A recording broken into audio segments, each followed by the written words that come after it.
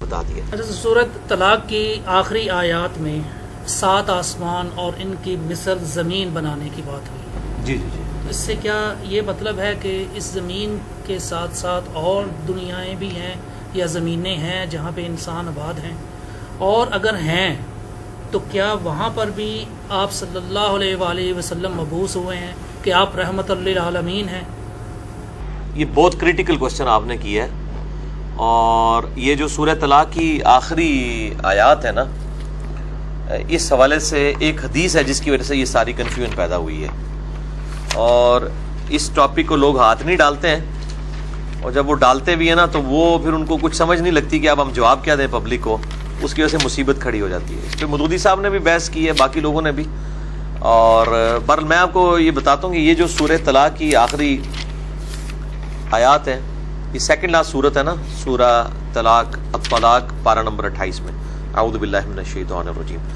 اللہ الذی خلق 7 سماوات ومن الارض مثلہن، اللہ ہے جس نے پیدا کیا ہے 7 آسمانوں کو، ومن الارض مثلہن، اور اسی طریقے سے اس کی مثل زمین بھی، اسی سے یعنی وہ لیا گیا ہے۔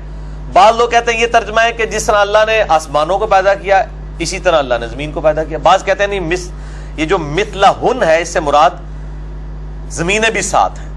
یہ قرآن میں ایک ہی موقع ہے جہاں پہ 7 آسمانوں کے ساتھ 7 زمینوں کا ذکر ہے، باقی پورے قرآن میں زمین سنگولر کے سیغے کے ساتھ آتی ہے، کیونکہ miracle plant in this universe, وہ یہی ارتھ ہے جہاں پہ زندگی اس حوالے سے آباد ہے جس کو ہم جانتے ہیں۔ باقی جگہ بھی اللہ تعالیٰ کی مخلوقات آباد ہے، 7 آسمانوں میں آباد ہے، یعنی جس زندگی کو ہم جانتے ہیں جو واٹر کے اوپر ڈیپینڈنٹ ہے۔ تو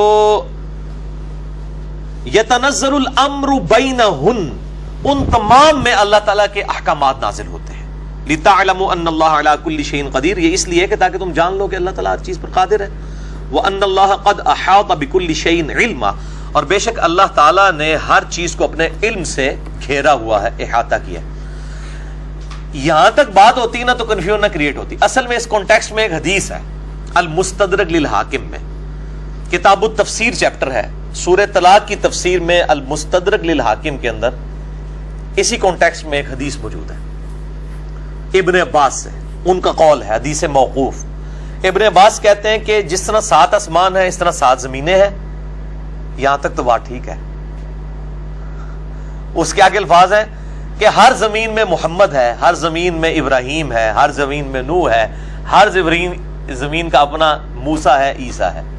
اب تو 7 تو محمد ماننے پڑ جائیں گے صلی اللہ علیہ وآلہ وسلم۔ تو یہ روایت ہے بڑی خطرناک، لیکن یہ روایت منقطع ہے، اگرچہ امام حاکم نے اسے بخاری و مسلم کی شرط پہ صحیح کہا ہے، لیکن اس میں جو ابو الضحیٰ راوی ہے تابعی جو ابن عباس سے یہ روایت کر رہا ہے، وہ روایت انقطاع ہے، اس کے ابن عباس سے سماعی ثابت نہیں ہے۔ لیکن اب یہ ہماری مین سٹریم کی کتاب میں آ گیا، چونکہ المستدرک للحاکم میں اور باقی کتابوں میں بھی آیا ہے، اور مفسرین نے اسی حدیث کو کوٹ بھی کیا ہے، اور کچھ بڑے محدثین نے اسے تعلیقاً بھی روایت کیا ہے۔ تو چونکہ یہ روایت ہی ثابت نہیں ہے، لہذا محمد ایک ہی ہے صلی اللہ علیہ وآلہ وسلم۔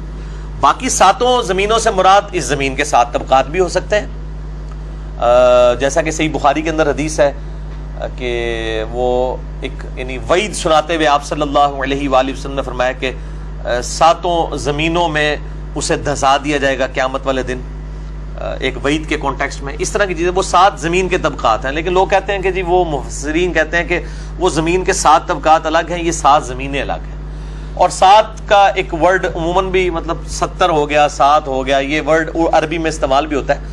تو ہمیں کوئی نہیں، پلانٹس تو جناب بلینز کی تعداد میں، یعنی تقریباً 250 ارب گلیکسیز دریافت ہو چکی ہیں اس یونیورس میں، اور ہر گلیکسی میں 300 ارب سے زیادہ سورج ہیں، جن میں سے ایک سورج ہمارا ہی ہے ملکی وے میں۔ اس طرح کے 300 ارب اور سورج ہیں صرف اس ملکی وے ہماری گلیکسی میں، اور اس طرح کی 250 ارب گلیکسیز اور ہیں۔ وہ تو آپ سائنٹسٹ کہتے ہیں کہ سمندر کے جو ساحل سمندر کے کنارے پہ جو ریت کے ذرات ہیں وہ کم ہے، اور زمین جو کائنات میں پلانٹس اور سیارے اور سٹارز اس سے زیادہ دریافت ہو چکے ہیں۔ تو عین ممکن ہے کہ اس طرح کے مطلب معاملات ہوں۔ باقی جو یہ وہ اتنا خطرناک معاملہ نہیں تھا. خطرناک معاملہ یہ تھا جو اس حدیث میں الفاظ ہیں کہ ہر زمین میں ایک نوح ہے, ہر زمین کا اپنا محمد ہے, عیسیٰ ہے, موسیٰ ہے, محمد ہے صلی اللہ علیہ وآلہ وسلم. تو یہ ایسا نہیں ہے, محمد ایک ہی ہے الحمدللہ, اور وہ اسی روئے ارض پہ جو اللہ تعالیٰ کی کریشن کا کلائمیکس ہے. یہ کرۂ ارض از اے میریکل پلانٹ.